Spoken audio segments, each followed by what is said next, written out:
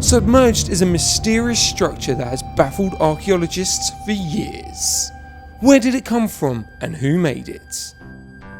This is Yonaguni Monument, Japan's lost Atlantis.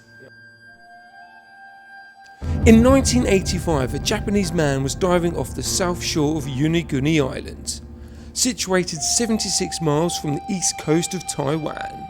It was here he noticed some strange formations under the waters.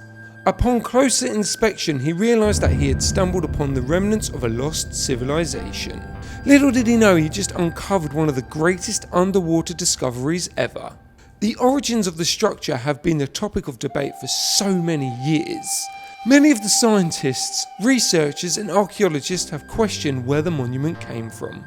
Some have argued that this is the result of a natural phenomena, carved by natural processes over thousands of years.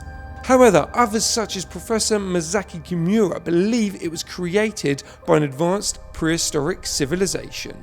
Continuous research on the monument overwhelmingly points to the fact that the structure is a man-made monolith, carved from a natural formation. Within the structure, many have identified a pyramid, castle, roads, a pool and a stadium. The main feature of Yonaguni Monument is a rectangular formation made from sandstone, measuring 150 metres by 40 metres and reaching 27 metres in height. On top of this huge structure is a formation known as the turtle. Close to the turtle are stairs which are carved into the sandstone. Cut into the monument are depictions of animals, strategically placed holes and aesthetic triangles, all indicating that this was man-made.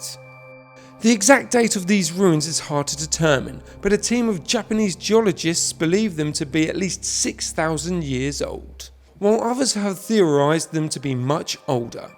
It's believed that the monument was constructed during the last ice age, 10,000 BC, when the sea level was far lower than it is today. Yonaguni was the southern end of a land bridge that connected Taiwan, Ryukyu and Japan, perhaps acting as an important trade route. Either rising sea levels or earthquakes eventually sank the monuments, sinking it to the seabed to be lost for thousands of years. The Yonaguni Monument is surrounded in mystery, but we would love to hear your thoughts. Do you think it was natural or man-made? What did you think it used to be? Let us know in the comments below.